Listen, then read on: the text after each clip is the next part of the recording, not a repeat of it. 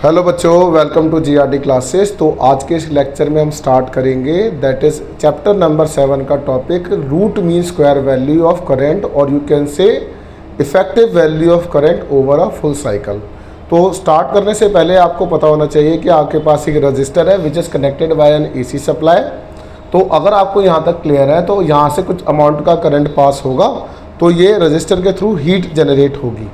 तो जो heat generate होगी किस रेजिस्टेंस आर के थ्रू, वो डी एच होगी किसी स्मॉल टाइम डी टी में, दैट इज डी एच हो जाएगा I square R into D T. अब एक कंप्लीट साइकिल की बात करेंगे तो इसको इंटीग्रेट कर देंगे तो एच बन जाएगा, इसको इंटीग्रेट कर देंगे तो इस तरीके का एक्सप्रेशन आ जाएगा।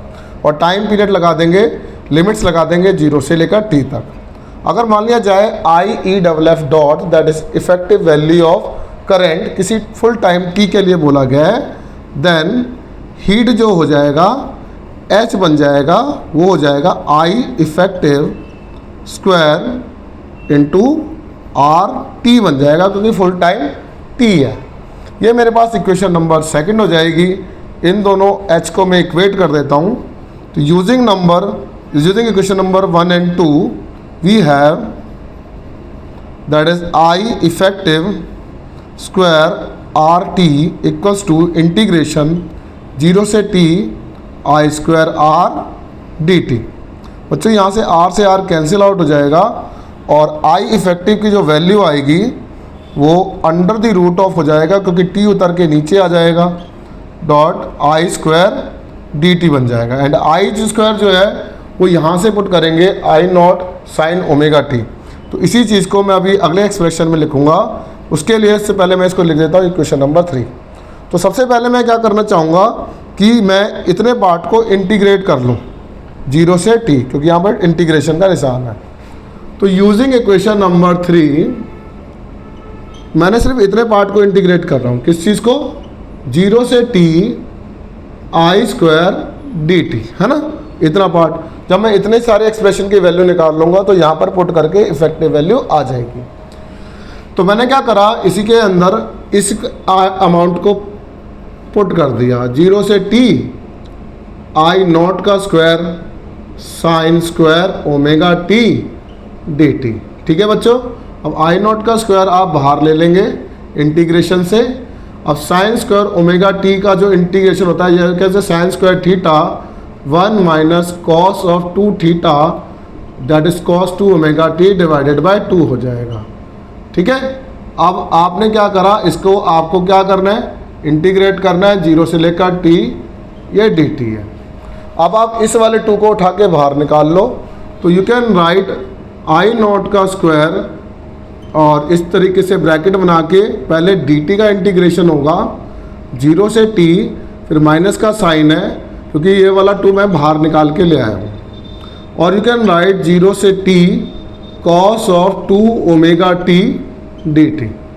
ठीक है, अब इतने पार्ट को आपको सॉल्व करना चाहिए। यू नो दैट dt का इंटीग्रेशन t होता है t minus 0 you will get t, है ना।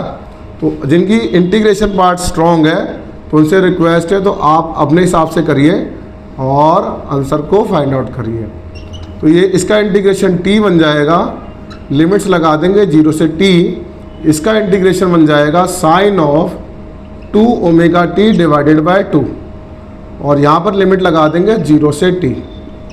साइन के अंदर यहाँ पर t पुट करोगे तो ओमेगा t से t कट के यहाँ पर 2 पाई के टर्म्स में आंसर आ जाएगा। 2 पाई, पाई, 4 पाई, n पाई तक सारा 0 होता है। साइन 0 पुट कर देंगे तो ये वाला पार्ट भी 0 हो जाएगा। तो ये वाला कंटेंट तो आपका 0 के बराबर हो गया।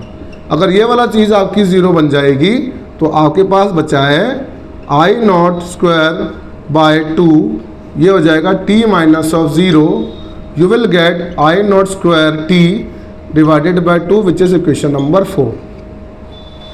I square dt 0 से t जो लिमिट है उसकी जो वैल्यू आ रही है वो I naught square t by 2 आ रही है। तो पुट इक्वेशन नंबर 4 in 3। अब इस वाली इक्वेशन में मैं पुट कर दूंगा तो I इफेक्टिव की जो वैल्यू आएगी बच्चों इस तरीके से 1/t। अब इतने सारे पार्ट की जो वैल्यू आई है वो आई है आई नॉट स्क्वायर टी बाय 2। इस t से ये t कैंसिल आउट हो जाएगा अब आई नॉट का स्क्वायर है अंडर द रूट में, डिवाइडेड बाय 2 है, तो आई नॉट स्क्वायर बाहर निकल के आ जाएगा, बट रूट 2 इस तरीके से बन जाएगा। तो मेरे पास जो इफेक्टिव वैल्यू है बच्चों उसी को IRMS कहते हैं, और यही मिलके हमें बनेगी आई नॉट बाय रूट 2 की बराबर।